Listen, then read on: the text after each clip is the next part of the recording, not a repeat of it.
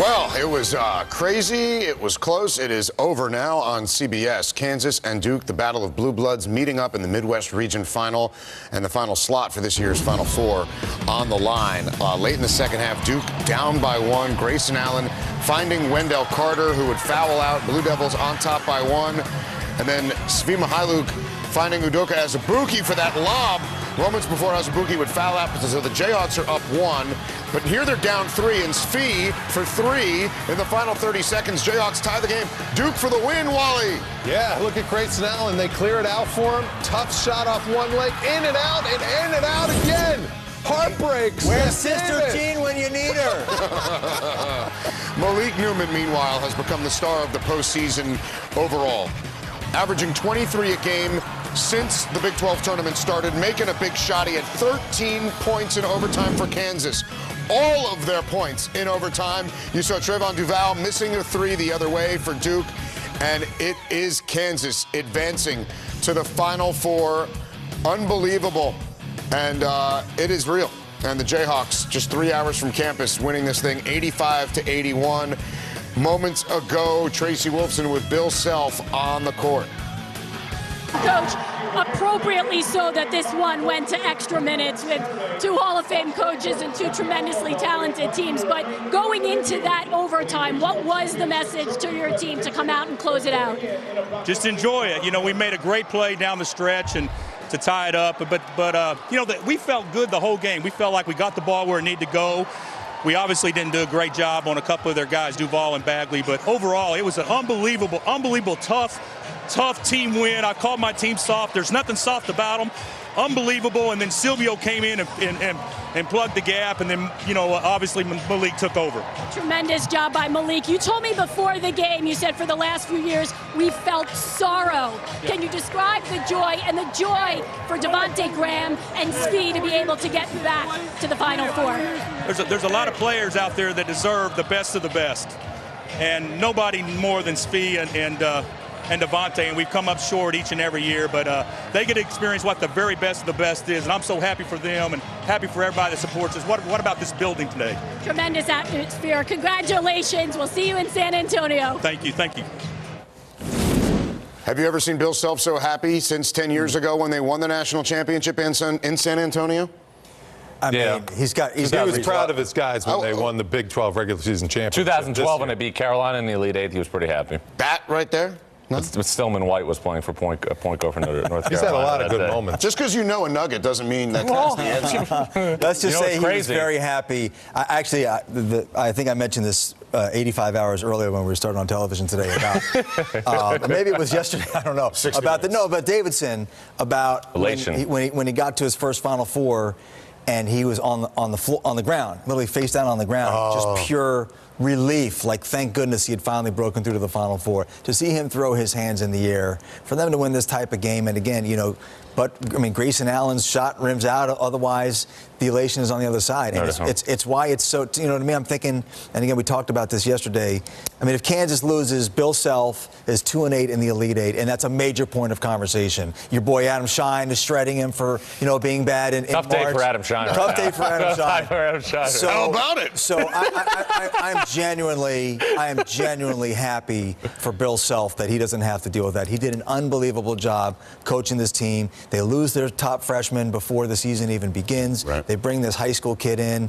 You know, it's just he did a great job. They win the Big 12 again. They win this type of game without their, you know, best big man being fouled out in overtime. You get a little bit of luck, but you need to get to a Final Four, and it's going to be a great game in San Antonio. And by the way, hats off to Duke for an amazing year, all that they had gone through, such a young team, going to the zone. Duke had a tremendous year, took a great team to the wire. One team was a little bit luckier than the other. And to be fair, Adam Shine is right most of the time. So. Well, yeah, I agree. Duke did a really good job, and Coach K committing to that zone the way he did, that gave them the best chance to win this game. If they were in a man-to-man, the way they were playing defense early on in the year, Kansas would have shredded them. They would have had no chance to guard them. I think it gave them a chance to keep those big guys in the game. I don't think they gave Marvin Bagley the ball enough. Oh, I totally agree. I really don't. Totally agree. I understand it's a guard game. 9 shots. But it's a skill to get the ball into the post.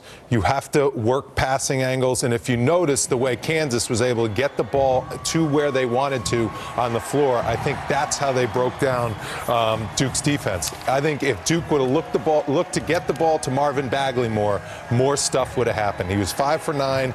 He went to the free throw line 5 for 8. He still at 16 and 10.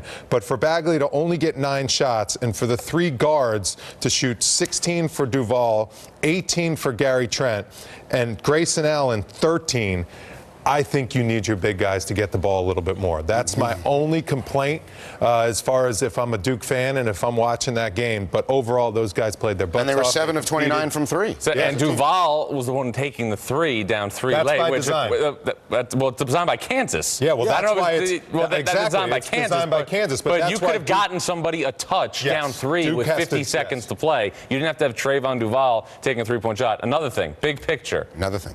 10 years ago, where was the Final Four? San Antonio. Who won? Kansas. I just said that. I'm just bringing it all together. I call that a useless stat. I'm just bringing it all together. Bringing it back around. I call that a useless stat. That's it sounds a lot better when John says it. Because he gives like dramatic smarter. pauses, and I used it in a setup to a question. Yeah. It's just a coincidence to me. Like, I played basketball. Who cares where you won your last one? It's a totally different You have to look set of at themes when you have to write 5 days a week or 7 days a week this time of year. Oh, go back to Colin Loyal of Cinderella, even though they're not. Exactly. But right now, you can look right now. Again, another thing. Another thing? Another thing? Villanova, Kansas, a rematch of 2 years ago. Where was that one? That was in Louisville, Kentucky. Oh, no relation. Coincidence. You guys, I'm going to go watch 60 Minutes. You mind if I leave? Because I got stuff to do. I'm going to DVR it. Oh, my DVR is going to be off now. I mean, you know. We're on the air. Of course there. You know, he watches Star Wars and like Rocky when he's not watching basketball. So trying to weave the themes all the way, back in. I got it. Yeah. Exactly. But matchup of Blue Bloods coming up. Villanova, Kansas. Another self-proclaimed because Blue you Blood. elevated Villanova. Villanova is a Blue Blood. How am I supposed to watch 60 Minutes for my? Don't tell me what happens. Don't give it away. Look at this, cutting down the nets. Not too many people thought it was going to be Kansas today. Way to go, Svi and company. Be right back.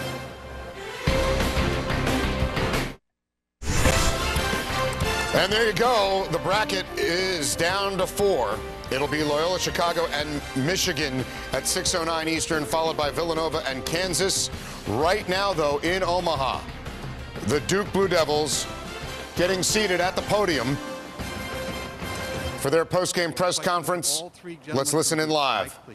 Yeah, well, it's an honor to play in this game. They have a storied program, and so do we, and I think the game showed that. I think both teams were deserving of winning, and that's why it came down to a possession right at the end of the game and went into overtime. I want to congratulate Kansas. They're superbly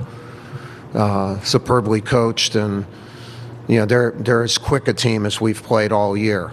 And I want to congratulate my guys. They've gotten better throughout, and they played winning basketball today. And I feel badly for them because I thought they were deserving of winning too. And when you have a great game, you usually have 2 teams that are deserving of winning, but only one wins. And so, again, congratulations to them. First question's right here. Thank you. For Marvin and Grayson, can you talk about the emotions and what's going on through your mind right now?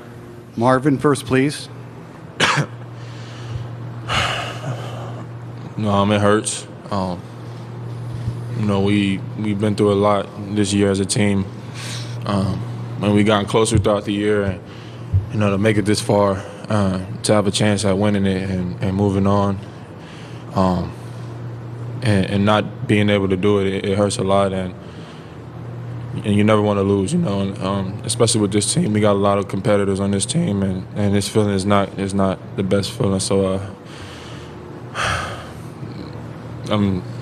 we played a great team tonight, and they just got it done. Yeah, it hurts, like you said. We wanted to be the team at the end of the year winning, and I mean, no one wants to end with a loss like that. It's so abrupt. I mean, the end of the game comes and it's over, and so it hurts. It's not. You can't say much more than that. Eric Olson with the Associated Press. Grayson, could you just kind of take us through the last shot there in regulation that came so close to going in but didn't? It came really close to going in. It didn't. You know, I was trying to drive right.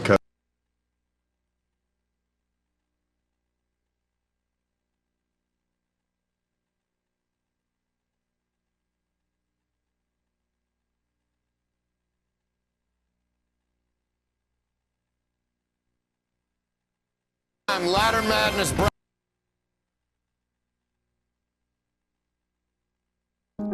And now, those that we carry with us everywhere we go. Many mobile devices will now bring you wireless emergency alerts, real-time information directly from local sources you know and trust. With the unique sound and vibration, you'll be in the know, wherever you are.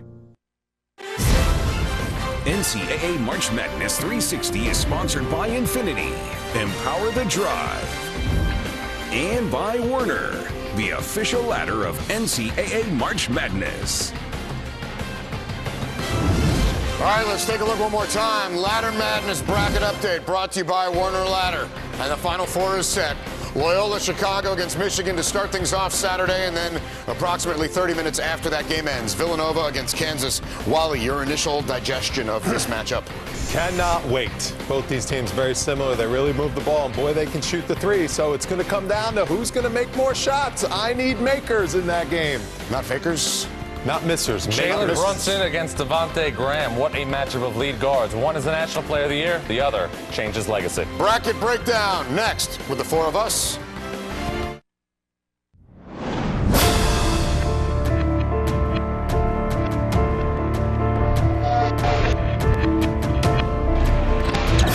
There is 1 month of the year when memories are made. And unforgettable. Legends are born. And Mike Krzyzewski goes, wow! Look at Irvin, magic just Michael Jordan. Stephen Curry leads Davidson. Dreams become reality. The Villanova Wildcats will now go down as the shocking upset winner. By George, the dream is alive. Thurman beat it. Oh! We've got to talk about David and Goliath. And March becomes madness. Chalmers for the tie. Got it! Unbelievable! We call a timeout. Michigan doesn't have it. Syracuse is your national champion. There's the pass to Leitner. Puts it up. When it's all said and done, whose memory will become history? Gives it to Jenkins for the championship.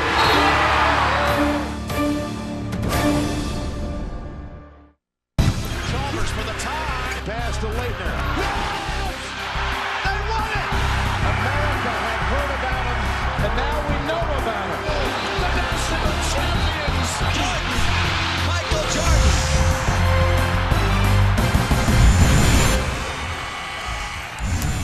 Wow! The Final Four is set. Welcome to NCAA March Madness Bracket Breakdown. Adam Zucker, Wally Zerbiak, John Rothstein, Seth Davis with you for the next hour. And we begin with the only regional final in this year's tournament that was a true clash of the Titans, Duke and Kansas, two of the top 5 all-time in Final Four appearances, and it was a classic. Coach K against KU, a 1-point game under 5 to go. Wendell Carter, who had foul trouble, laying it in. The Blue Devils with a 1-point lead. Seth, now the other way, Kansas. Svi Mikhailuk to Udoka Azubuike for the dunk. Kansas back on top. Tons of lead changes here. Huge one right there. Svi from 3.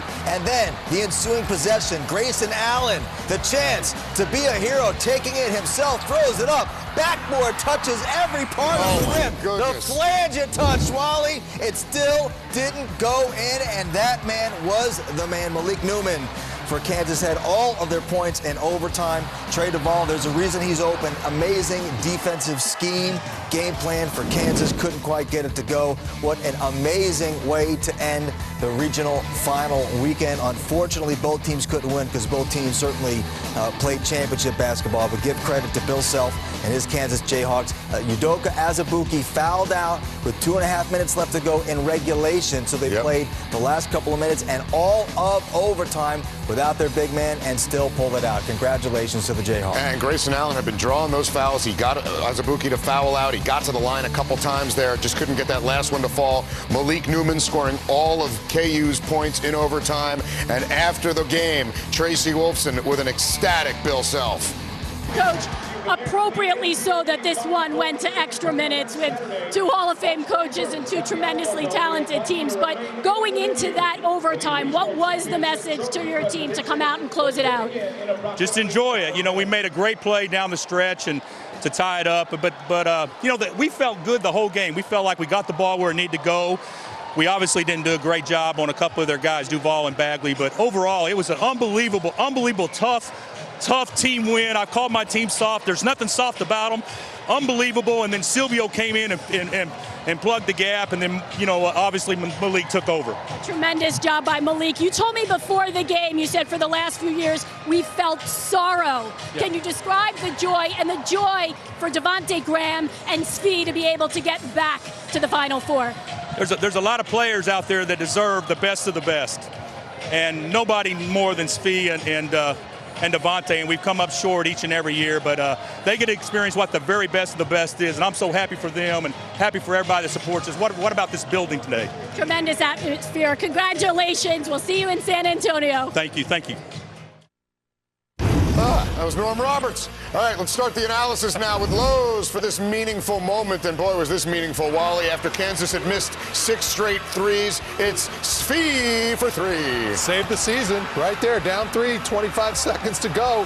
Big time shot. Stone and then cold. Grayson missed that shot that you alluded to that went in and out. They gutted that game into overtime. And I'll tell you, they put on a clinic on how to dissect a zone. That's a very good zone. It's a very long zone that befuddled every single team, it seemed like, that went up against it. But Kansas had the perfect game plan. They got great shots out of that zone. And that's how they were able to come away with that win, John. Yeah, and Malik Newman again with the straw that stirred the drink. People remember Malik Newman at Mississippi State. He was not ready to have an impact on winning in college basketball. He struggled at times this year, but he has been sensational over the last couple of weeks. And Kansas right there in a situation to go to the Final Four because of Malik Newman. You see him stepping into a shot right there with great confidence. Had an unbelievable statistical game. 32 points, 11 of 12 from the foul line, 5 of 12 from 3. Again, as a piece to the puzzle, an ancillary piece to the puzzle, he has been a major cog for Bill Self in Kansas. There is no way this team would be going to San Antonio without him. They wouldn't have scored in overtime without him. He That's scored all of their points in overtime, all 13. Yeah. Most points by a Jayhawk in an Elite 8 or later since this guy, I don't know if you heard of him, but Wilt Chamberlain.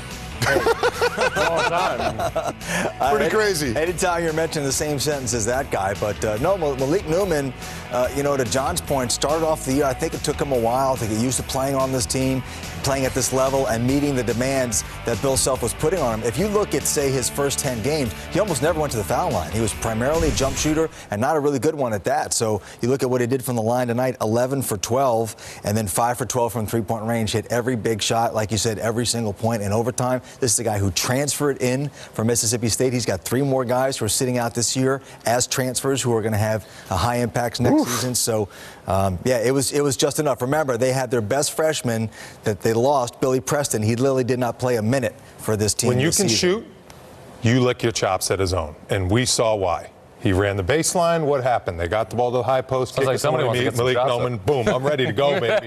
That's how you do it right there. That was a clinic on how to dissect the zone. If you don't stick to a shooter and you give him time and space to kind of move and get into a rhythm and get into a flow, watch out. They knew Malik Newman was the guy to go to in that overtime. They continue to go to him, and because in a zone you can't zero in on the hot player, you're in deep trouble when a guy gets hot. And Bill Self knew that, and that was a difference. Well, I also thought, Wally, that their guard penetration was the reason why they were able to slice it, right? Because people think about the zone. Hey, the middle's open, flash a guy to the high post. Don't always have to do it with the pass. If you can get in there with the guard, it's a total game changer because you can leave your bigs next to the basket. So the bigs down below has to honor them. So you've got Malik Newman on one side and you've got Svi Mikhailiuk on the other side. It was perfect. It really was. But when you were watching this game, there were times where we were saying, how is Duke still in the game? Yes. Because of the way they were missing shots. And even if Kansas was able to make the big shots over that zone defense, that zone also created 18 turnovers by Kansas, which was a major factor in this game being tight down the stretch. And Svi Mikhailiuk hits that big three. He could have easily been the GOAT. Well, he missed a couple of big threes. Stepping on the line a couple times. He made a big threes, but I also think it's important to point out Mikhailiuk and Graham did not have their best offensive games. They were huge on the boards. They combined, I believe, for 11 assists. They did everything that it took for Kansas to win the game. And there were a couple of times, especially when Azubuike went out of the game, that it looked like Duke was going to pull away. Those two simply would not let Kansas lose. And DeSouza playing a major role off the bench. He's carved out a night. He's carved out space. Because he ended up, where is it? 4 and 8. 10 rebounds. Yeah, he had 8 or 10? 10 rebounds when it was all said and done. Okay. Double check. Okay, I did it. All right. Regulation, he had 8. 15 rebounds was the margin on the boards for a team that we deemed to be a little bit at a size disadvantage here against Duke. Meantime, on the flip side, Coach K with Tracy Wolfson after the game. Coach, we knew it would go down to the wire, a battle between these two teams. Grayson Allen with a chance to win it at the buzzer, but in overtime, how difficult was it to watch this one slip away? Well, not slip away. They won it. We had a chance. Both teams had a chance to win the ball game, and because it was a heck of a ball game. Overall, I think the key to the ball game was they just killed us on the boards, and that's something we usually do well. And in spite of that, we fought back. We were almost taken out of it there in the start of the second half, and then we made a little change in the defense, and our guys played their hearts out, and so did they. It's a great win and a tough loss, and it would have been the opposite if we would have won. It would have been a tough loss for them because I thought both teams played winning basketball. But congratulations to them. They hit some big shots, and I'm proud of my guys. They kept getting better, and they lost a hell of a team this afternoon. And Coach K said it again there, the 15 rebound differential, one of the factors. And Duke was 7 of 29 from 3 as well, just 1 of 4 in overtime. And by the way, we'll probably mention it again, but we're going to be re-showing that game between now and eternity. But our tournament rebounds, you check your local listings for that one. Wendell Carter, in the first few minutes in the game, got, I don't know if his own teammate or someone from Kansas knocked him across the face. And he went to the bench. He was kind of out of it. He was just never in the flow of the game. Even when he was in the game, he wasn't the same Wendell Carter. There was a stretch late in the second half where he showed you the Wendell Carter of old, and that's when Duke managed to pull away. So when you talk about Duke getting beat on the boards, 47-32, 17 offensive rebounds for Kansas in the game, with Azubuike being limited to 19 minutes. Is that how he played? 19 minutes? Yeah, foul trouble for him. Easy to rebound out of his zone. Well, it's not easy to rebound out of his zone when your best rebounder isn't in the. I mean, Wendell Carter had 2 rebounds in 22 minutes. He played 22 minutes. DeSouza, though, I mean, he has changed Kansas in the NCAA tournament because you think about it, we saw Kansas win the Big 12 tournament without Azubuike, but now you finally have somebody who has his legs under him. He has become a tangible piece. I agree. He's big in the Big 12 tournament, the way he up-carried them to the victory and the championship. And I'm telling you, when you can't find bodies, you have guys that are going up there to get the ball. That was one of the reasons why they gave up all the offensive rebounds. Yeah. I thought that zone would come back to haunt you. Notice that I was waiting all how good the Duke zone is, and now they lost because of the zone. They've been rebounding pretty well out of the zone. On that note, his opinion on Jalen Brunson has changed daily. And I'm all about the zone. After that meeting, all about Wally's going to stick to his guns. Now learn how to play one-on-one. So we had that meeting of Blue Bloods today, and as a result of the first regional final between Texas Tech and Villanova, the guys have formally promoted the Cats to Blue Blood status as well. Even with the three-point magic fountain shut off, Jay Wright's guys able to win ugly.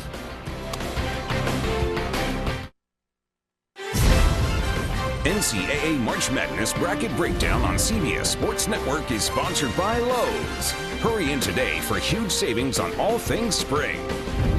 And by Werner, the official ladder of NCAA March Madness.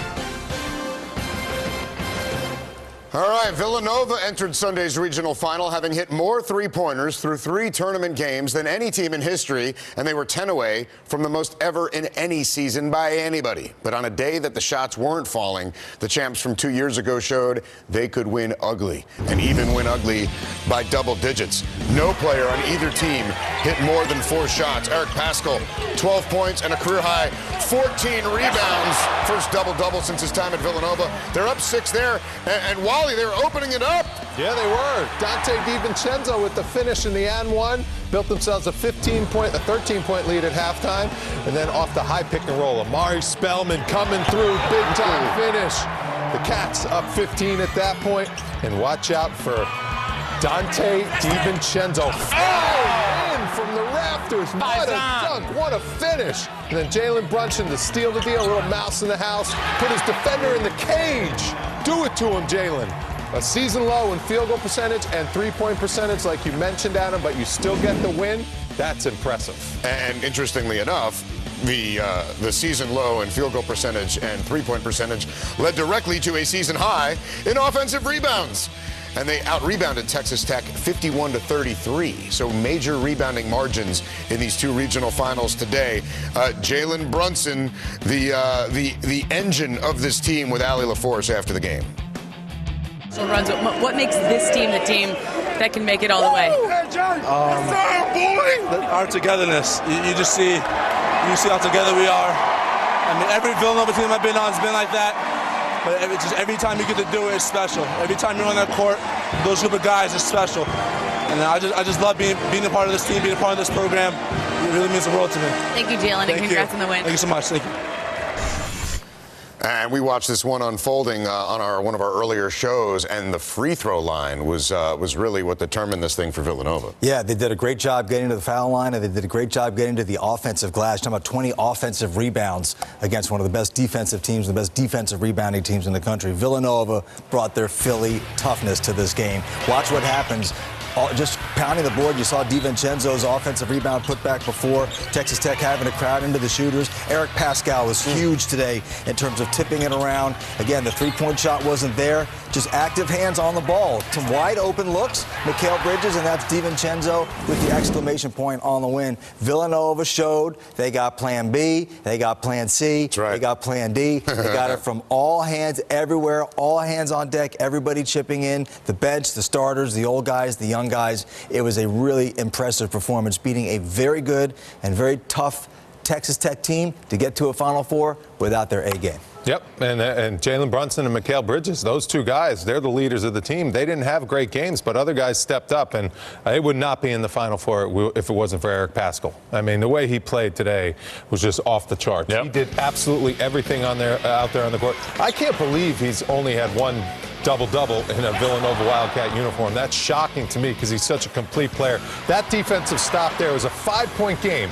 Led to a run out to Phil Booth, extends the lead to 7. He made every key play. He made key free throws. He made key defensive stops, got key loose balls. We showed him tipping a bunch of balls out to get extra offensive rebounds. He's such an important piece to that team, the way he can move to multiple positions. When they go small, take Spellman out, they move him to the 5 sometimes and Bridges to the 4.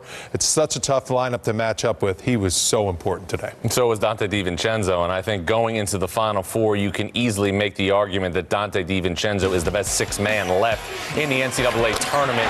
He gives Villanova a different burst when he comes off the bench, and you see right there the finish, and obviously he has the ability also to penetrate and to finish with more authority. 12 points, 8 rebounds, and you think back, obviously, to Villanova winning a national championship 2 years ago. What did they have against North Carolina? A great sub come off the bench and put up big numbers. It was Phil Booth 2 years ago. This year, it's Dante DiVincenzo. Dante's Inferno was fuego during this game at times, especially that follow-up that we saw. So the Texas Tech team here, first Elite Eight ever. They almost got to a Final Four in the Lone Star State. Doesn't happen for them. Big 12, of course, will have Kansas there. But what a year and what a start of this tenure of Chris Beard here. Well, I don't think anybody at the start of the year, I'm pretty sure they were unranked, was talking about Texas Tech. And I still maintain if Keenan Evans doesn't get hurt, then they were, I don't say they were coasting, but they certainly had the inside track to a Big 12 title. They lost 4 in a row, and he was hurt. Played hurt for 3 of them, sat out 1 of them, and now reveals today that he had a broken toe. Obviously, he wasn't himself in this game, so, who knows, ifs and buts, but that's a tremendous season for Chris Beard and his crew. They had the highest ranking ever during this year as well, so it's the start of something. I just love the way they played all through the regular season. They pushed Kansas to get that Big 12 title, came up a little bit short. This team, despite not playing well today, they competed, and they were right there with Villanova. There's a reason why Villanova, shot a season low in field goal percentage and three-point percentage. Is because of their defense. Chris Beard has those guys getting after it on the defensive end of the floor. They compete. I just think offensively, Keenan Evans, when he has a night like that, it's tough for them to win, and it's unfortunate he had that injury because who knows what could have been if he was completely healthy. The Big 12 had 3 Elite Eight teams, and unbelievably enough, the one team that goes to San Antonio is Kansas. You could drop the Jayhawks and Bill Self out of an airplane at 30,000 feet. They're landing without a scratch. Not always. They have 14 straight years, 1 national championship. Will it be 2? Could be. Are you building towards something no, I was right going there? to throw it back to you, and you could. Oh, I would know if you were, do the pausing. What if Grayson Allen's shot went in? Then it's over. Right? Yeah, it didn't. And then he'd be 2-8 in the Elite Eight. Right. It is the one seed. On your feet without a Then scratch. he's Mr. February again. It is the 1 seed from the Big 12 who Final Four. advances to the Final Four. When we come back on NCAA March Madness Bracket Breakdown, it's time for Anticipation Alamo. What is the biggest question facing each of the Final Four teams? The guys break it down next. Look at that, Dante's Inferno.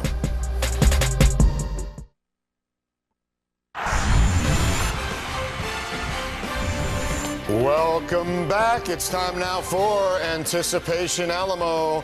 Just 4 teams will be able to get their luggage off the conveyor belt in San Antonio. Watch them go by, Seth. It's pretty impressive. I'm spellbound. You're getting sleepy. Oh, okay. First up is Michigan, and we're gonna bring up things that could get in teams' ways of cutting down the nets as national champs. Mo Wagner hasn't had his best performances in this tournament. Can Michigan win it all if Mo plays poorly, Wally? I'm going to say no. If he has a game like he had against Florida State where he's missing open threes and he's missing his free throws too and he shoots a low percentage, that's the advantage they have over Loyola. They have a dynamic, mobile big man who has capability of doing it inside and outside. I think they're going to struggle because I think Loyola can keep up with Michigan at the guard position and on the perimeter. I would say because of their defense, they can get by Loyola if he's not playing well. But to win that game and then also beat either Villanova or Kansas, the thing about Villanova and Kansas is they're going to score a lot of points. I know Michigan's very good defensively. They're going to score a lot of points, and you need your best player and not only your leading scorer, but your most dynamic offensive player because he draws the attention from the defense. He cannot play poorly and have them win 2 games. No, I think that because Michigan is so good defensively, they have proven that they can advance without Mo Wagner playing well. It's happened a couple times in the NCAA tournament, and you saw how big the separation margin was when he did play well against Texas A&M. They would need, obviously, monumental efforts from Rahman and also Charles Matthews, but I do think it's capable. Very small level of separation this year in college basketball. Not giving Loyola enough credit, boys. All right, well, here's your chance because by average height, Loyola is the smallest team remaining in the tournament. How will their size affect them in San Antonio, John? Well, I think it's going to be a big factor, especially when you think about what's going to happen in Michigan. Not so much in the front court, but when you look at who is playing on the wing positions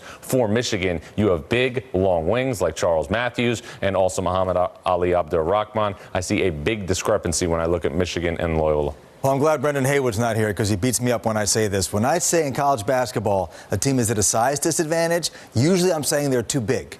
I don't think that Loyola's size size is a disadvantage. If anything, I think it's an advantage. Now, it does make them dependent on jump shots, and they have shot the ball well on a percentage basis, and they've been highly efficient, so they don't have a lot of margin for error. But I think that presents a big challenge to Michigan and whoever's defending them, that their big guys have to chase those little guys behind the three-point line, and the way they drive it and pass it, I don't think their size issue is an issue at all. I happen to agree. It's the way college basketball is going. We saw it with Duke. You know, Duke has two of the best players in college basketball at the 4 and 5 position, and they had to go to a zone because you can't match up with 5 guys that can dribble penetrate. That so you like the zone is good now? Spread out. I'm trying to. Duke's situation, I think it was a good move. Okay. I knew it was going to cost them in the end, and that we weren't going to win a national championship doing it. And lo and behold, they didn't. But at the same time, big guys are tough to get away with on the court. One big guy for the most part. 4 around 1 is a good offense. When you have to deal with 2 big guys clogging up the lane, sometimes that's a struggle. All right, Loyola, 24 games now, shooting over 50%, best in the country. They've done it against the big boys as well. Villanova next year, and they went 4 for 24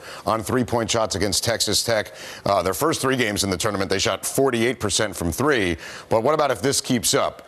All right, can they beat Kansas if they can't hit the 3-pointers, Wally? Absolutely not. If they play the way they did today against Texas Tech, they are not moving on to the national championship. They got lucky because Texas Tech did not have their A game. If Texas Tech would have played a little bit better, they could have had a chance to win that game. Villanova definitely has to shoot the ball better. I thought they got a lot of wide open looks that we're used to seeing them drain. They were on some kind of streak to start this NCAA tournament through 3 games. I think they broke a record for most threes in the tournament up to date. So yes, they definitely had to shoot better. Rebounds were huge. I disagree, because 2 years ago they were on a similar stretch. They were playing unbelievable offensive basketball, and then they went cold against Kansas in the Elite Eight, and they still managed to win a very close game. To go to a national championship game and have a chance to win, you have to have different ways to skin a cat. Villanova can win with finesse. They can win in the mud. It was proven against Texas Tech earlier today. They are the Cats. I don't think they want to do that. But then the punt even works better.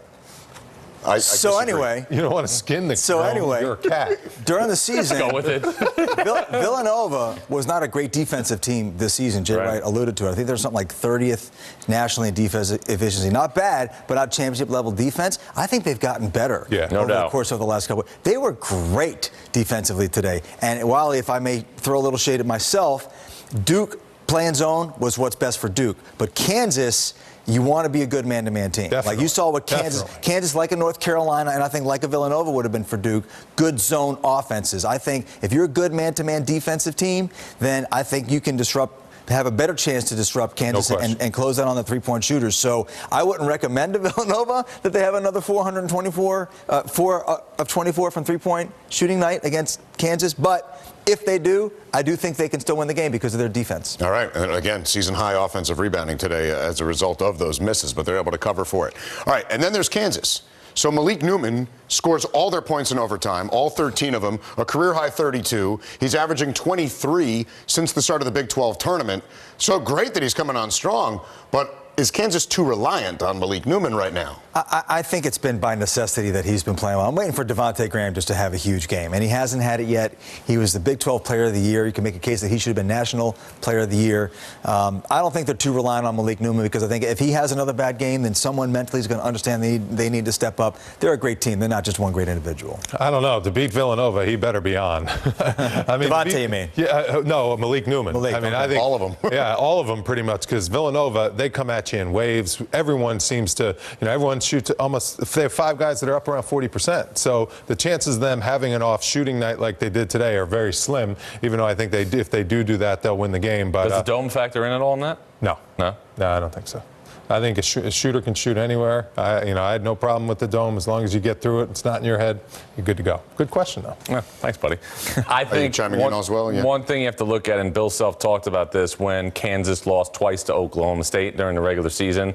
Length and athleticism are big, big factors that do not work in Kansas's favor.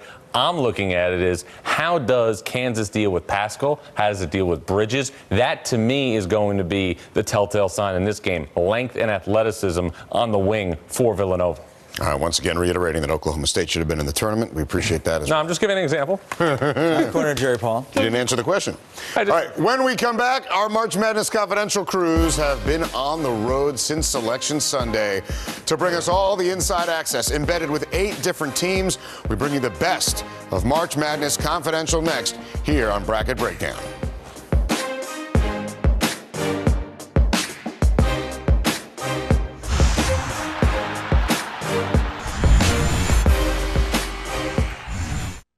The scores, breaking news, and up-to-the-minute highlights. Streaming across devices, all live and free 24/7. CBS Sports HQ.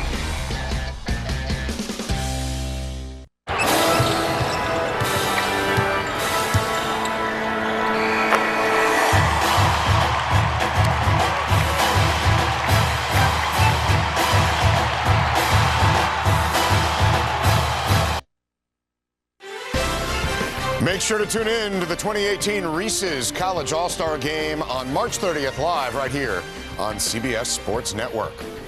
Well, in addition to being a historic topsy-turvy tournament, it's also been a great run for our March Madness Confidential coverage. And we'd like to thank Loyola Chicago, Tennessee, Clemson, Auburn, Ohio State, Nevada, Rhode Island, and Texas A&M for allowing us access.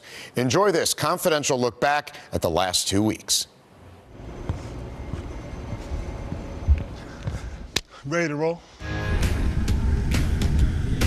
How you got a wide body and little legs? Nah, I doubt that.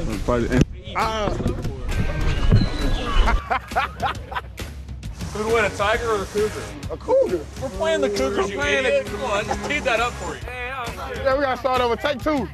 If you don't get a good breakfast, then you're not gonna have a good day. He makes a terrible protein shake. Could have used a little more unnatural peanut butter, but other than that. We got the salad. Don't tell my mom, but I'm not going to be eating that right now. No, he didn't! This is Texas. It don't freeze out here. No, we don't. That's what y'all got going on? Oh, my gosh. I'm Sister Jean Dolores Schmidt. I'm 98 years old. There's no sporting event, quite like March Madness. You play on a stage when the NCAA captures the attention of the entire country. And this is where the good stuff comes in. So you've been careful out there. Yes, ma'am.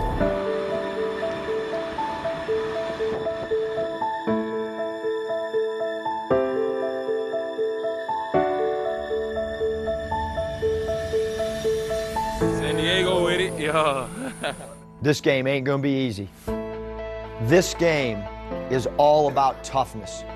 They pride themselves on being junkyard dogs. You want this to keep going, this feeling you want, it's going to double, it's going to triple, it's going to quadruple if you can win on Sunday.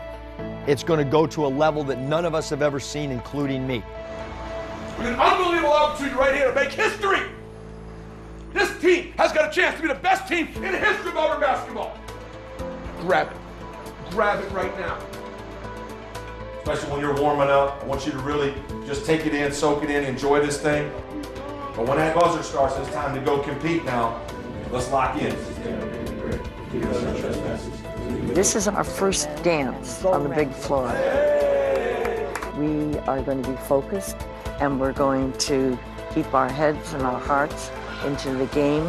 We're asking God to help us, and we're going to play our very best. 1, 2, 3, family. And let's get another day started in March Madness. We welcome you to the NCAA tournament in the field of 64. Emotions, energy, passions, nothing like it. Should be a fun one here this evening. Toss it up in the air, and we are underway. Caleb on the break. Over to Cody. Cody all the way, slammed up.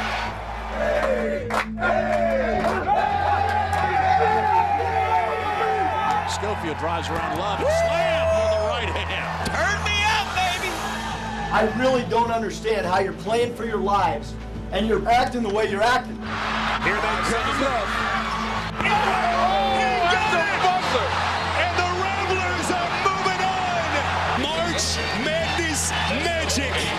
EC from 3. Got it for Rhode Island, advancing to the second round. I told you, we don't lose here. Caroline drives baseline, goes into the rim and dunks. And Nevada will steal this one in overtime, revive and advance. 15 of the shot clock. Off to Williams, right wing, turns to shoot a three, then he hits and he's fouled. Coach Peden called that play. Let's give him a big Bone rises. No! And the dream is alive! I know we're not done yet, but the next stop is the Sweet 16. Yeah! For the first time since 1997, the Clemson Tigers are sweet. Sweet 16, baby! And Nevada wins! Oh! Nevada goes to the Sweet 16. Two teams that not many people expected to be here. The Nevada Wolfpack and the Loyola Chicago Ramblers. Towns dribbles and fires a three, and he got it! 6 seconds left. Marcus Towns with a huge three. And the horn sounds. That's it. And Cinderella will continue to dance. Loyola is off to the Elite Eight. Driving inside Ingram. He gets to the rim and finishes with a left. And Loyola getting a little nervous. Right wing three-pointer Richardson. He got it. There's the silencer. The Ramblers of Loyola Chicago headed to San Antonio. Chicago, you got a Final Four team.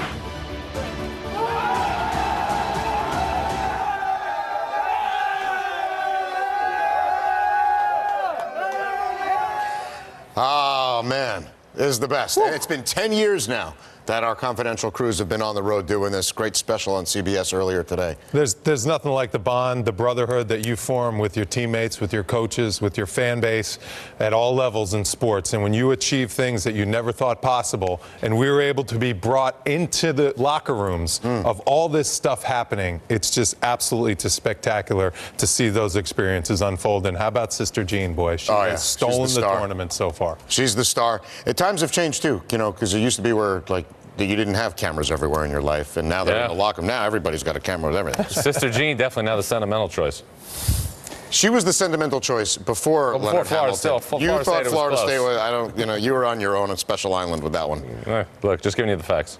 No, that was an opinion. Yeah, but when we come back, when we come back, it is your time to shine because we have an all-insider jump ball. Seth Davis against John Rothstein. No phones allowed, including the one you always keep in your chest pocket. Why? The jump ball is next. The jump ball. One of the most understated battles of will in all of sports. Two entities with one common goal. To gain possession. Tonight, Seth Davis returns to the jump ball arena to take on the insider John Rothstein. Standing in the way of these two college basketball icons, Wally Zerbiak, a man who has proven he has the heart of a champion. These two journalistic heavyweights are no strangers to competition. The question is, who has what it takes to win the jump ball? I do not want to follow that. That is not fair. Very well done. We have fun here. Your phone is not visible, right? I can see. Okay, just making sure. First question, and you guys will have 25 seconds each on this one. Which Final Four player is most important to his team? John. Clearly Jalen Brunson, the National Player of the Year. He is the person who has been the backbone of Villanova's success. You can see, obviously, how important he is both offensively and running the team. And because tonight, Rothstein-isms are allowed, and this was not a prerequisite, I'll say it again. If Villanova was a snake, Jalen Brunson would be the head. Okay. 5, 4, 3, 2, 1. Wally is someone who is a champion, as they reference. I'm sucking up to the judge here. He's not going to want the obvious answer. Jalen Brunson is the obvious answer that you could have given. I'm going to give you a less obvious but more correct answer, and that is Mr. Clayton Custer of the Loyola Chicago Ramblers. He's the table setter. He's not necessarily a big-time scorer. He's the team leader. Remember, 3 of the 5 games they lost this season were when he was out. If he's not in the game or if he's not playing well, they don't win, and they don't win potentially in the Missouri Valley. So Clayton Custer is the most important player to his team at the Final Four. Buzzer has sounded. Subtlety. John, he's definitely National Player of the Year. But for this argument, I like Seth's point because Jalen Brunson did not play well today, and they still won by double digits. Therefore, Seth gets the point because Clayton Custer has to be out there on the floor and playing well if Loyola wants any chance to win, whereas Villanova can get by with him having a so-so. All right, good judge. Do I get confetti thrown on me for the Just the one, that's 1 point. Relax over there. All right, Relax. All right, question number 2. Which conference had the most disappointing tournament? Seth, you're first. Well, plenty to choose from. I'm actually going to go with the Pac-12 because, first of all, it starts off with only 3 teams getting in. 2 of them end up in the first 4. And then Arizona not only losing in the first round, but getting absolutely embarrassed by Buffalo. I think the Pac-12 had an embarrassing season, capped off with the embarrassing performance in the tournament. Well, I'm going to also say the Pac-12, but I mean, let's get serious right now. We watch the Pac-12 every week because we watch every game, and somebody calls it the Conference of Champions. It should be the Conference of Chumps. I mean, let's be serious right now. St. Bonaventure beats UCLA on a neutral court. You want to recruit Westwood against Olean? Arizona State, a potent shooting team, can't make a jump shot late to beat Syracuse, and Arizona stubs its toe against Buffalo. Jim Kelly ain't walking through that door. Yeah, but Bill Walton might want to challenge you to a walkabout. I've been trying to get him on my podcast for 2 years. Hopefully this ignites it a little bit. All right, Wally, who you got here? I completely agree, and John, you get the point because that argument was flawless. Here's another nugget about the Pac-12. Listen to this. They only have 1 team that's made the Final Four since 2009. The Missouri Valley and the Horizon have more teams than the Pac-12 that have made the Final Four. Okay. Yeah, that's another one. That's another pile on against the. All right, Pac-12. Judge. All right, Judge. ACC's pretty disappointed right now, by the way. Conference of ACC's Chumps. pretty disappointed. SEC. All right, you guys, ACC disappointed. Oh yeah, SEC, but they didn't have the elite seeds. Last one, you guys have to share this. Who is going to win the national title?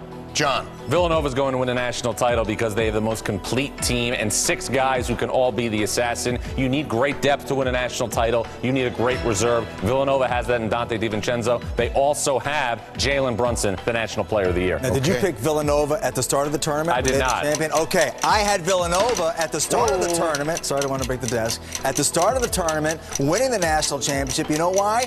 The S-word people, not Serbiak, skill. Everybody they put on the court has a very good skill individually and collectively. Rebounding, defensive, shooting, passing, scoring. I had Villanova from the start in my bracket to win, and therefore I should get the point. Point. Rothstein. Overtime. You got buzzed 3 times. You got to learn not to talk over a full screen for 30+ seconds. Wow. And you got to learn to follow the rules and jump ball. Rothstein is the winner. Rothstein gets the winner. Wow, that's amazing. And that was a reference back to the A block there.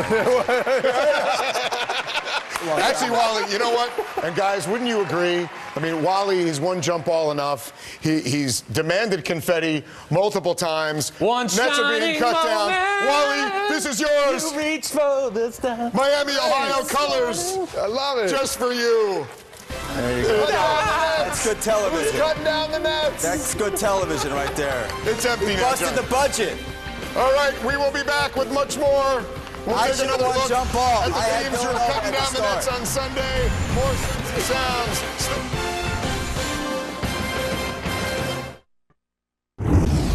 All right, let's go back here from the East Regional Final. Villanova, Texas Tech. Phil Booth to Dante DiVincenzo. Huge off the bench, Seth. Did you say Dante DiVincenzo?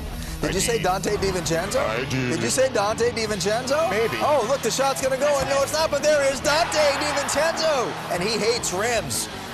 One of 20 offensive rebounds for Villanova tonight. Jalen Brunson scores in the post. Nova's D shuts down Texas Tech and overcomes a 4-for-24 3-point performance. Yeah, tough shooting for them. Duke, tough shooting from 3. Grayson Allen drawing some key fouls down the stretch. None there, and the shot does not go in. Rattled around. We go to overtime, John, and that was owned by Kansas's Malik Newman. Malik Newman was sensational. He had 32, Adam. All their points in overtime. And then Bagley, Duval for the tie. Not to happen. Kansas to the Final Four. Kiss that trophy. They're on their way. And time now for our Werner ladder, cutting down the nets. The Villanova Wildcats and the Kansas Jayhawks cutting down the nets as regional champions. Going to meet up with each other. 2 1 seeds headed to the Final Four. Way to go, guys. And we'll be back with the sights and sounds from Sunday right after this to wrap up Bracket Breakdown.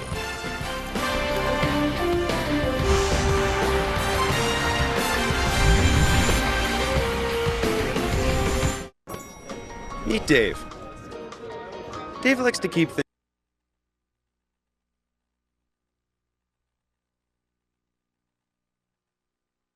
Inside the Final Four. Are a dumpster fire. Hey, I call it like I see it. All right, we're going inside the Final Four. Wally, you were just alluding to this. Missouri Valley, second Final Four since 2013. There you go. More than the American or Pac-12. Loyola Chicago. Now, 4 of their all-time 6 appearances were in the 60s, and then they had the one in 85, and now, of course, this year. Best all-time winning percentage, though, in tournament history, 765. Villanova, third Final Four since 09, tied for the most in the country in that span. Michigan, look out Loyola. They've won 6 straight national semifinals going back to 1964. And now time for the sights and sounds from Sunday. Ultimately, when we get to this tournament, everybody has one chance. We got to be more hungry than Texas Tech and then hope some of our experience pays off. The winner will punch their ticket to the Final Four. Brunson, no-look feed, a perfect dime to Bridges. Largest deficit of the tournament for Texas Tech. Spellman, nobody home, and Spellman with a major flush. Brunson just picking them apart. DiVincenzo, big finish. And that's it, another supernova run to the Final Four. We're not done. We're not satisfied. We got to keep getting better. 2 of college basketball's elite for the final spot in the Final Four. Newman, open lane to the basket. Kansas now 15-5. Advantage in the second half. Trent puts it up, and Duke takes the lead at 64-62. They're going to go for the 3, though. That's to tie it. Mikhailuk squares it at 72. Looking over at Coach K, he's not going to call timeout. Let him go. Going to have a shot here for San Antonio. Grayson Allen, he wants it with 3. Puts up the shot, and it rolls off the rim and going to overtime. It's been so good. Why not play 5 more minutes? Back outside the Newman. He is on target tonight. Kansas getting the job done, have dominated here in this overtime period. Kansas is still dancing and heading to San Antonio. Down to 4, boys. Down to 4. Which means only 3 games left. Yeah, what are you going to do? Balance. Oh, gosh. You pumped? I cannot wait. I'll tell you, this tournament, it always delivers the most spectacular spectacle in sports to crown a champion. Can't wait to get down to the Final Four. What a great tournament and what a great game to end the weekend, the week. We got a lot of very interesting storylines to talk about in San Antonio, and hopefully the games are as good down there as they've been to this point, because this is as good as it gets. Indeed. 2 blue bloods playing against each other in one semifinal.